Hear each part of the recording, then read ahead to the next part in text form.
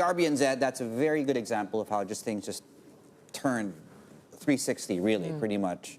But your thinking is, when you look at Delta, investors should not be as concerned. And I can see many people disagreeing with that, but tell us why. Well, I think in the short term, there are going to be bumps on the road, definitely. If you look at, especially as we approach winter months in the Northern Hemisphere, in Europe, in the US, you'll probably see the case rise. But I think the UK serves as a really good example where vaccines do work. And you may have a pickup in infections, but then the number of people hospitalized or die significantly comes down. So as the global economy or the global population becomes more vaccinated over the next 12 to 18 months, you would expect the global economy to gradually get back to a stronger footing. I think the second point is companies have already had 18 months to get used to this environment. So if the lockdown returns, I think many of them will be able to cope with the lockdown. Obviously, service sector are going to be more impacted.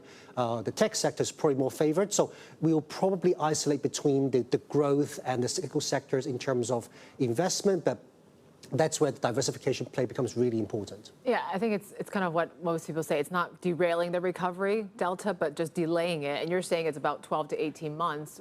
That's quite a long time. What happens in the short term, especially here in Asia, where those vaccination rates are still quite low? Well, I think for Asia, whether it's Southeast Asia or in Japan or South Korea, the export sector is still doing really well, especially in Northeast Asia. But the domestic demand will require higher vaccination rates and the governments around the region to reopen in a much more sustainable way. It's not like we open for a few weeks, then we lock down again. That's obviously quite harmful.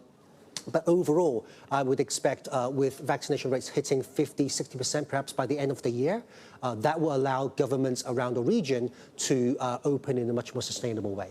As someone who oversees Asia, cross-asset almost here, and we're moving into Jackson Hole, and we'll move out of summer. If Jackson Hole, we get a signal that, in fact, the Fed will start tapering. I mean, we've seen dollar strength this week. Yep. Are conditions around global equity markets going to be rough for the rest of this year? I think in the very short term, there could be some volatilities. But if you look back to 2013, 2014, the previous time when the Fed tapered, the equity market over 2014 did reasonably well. Especially given the fact that the Asian markets, especially Southeast Asian markets, have underperformed significantly in the past 18 months. I do think that, as and when the Asian economic situation start to stabilize, domestic demand start to drum up again, that offers a really interesting opportunities for investors in Asia. But obviously, the key condition is for us to be vaccinated, for the economies to reopen.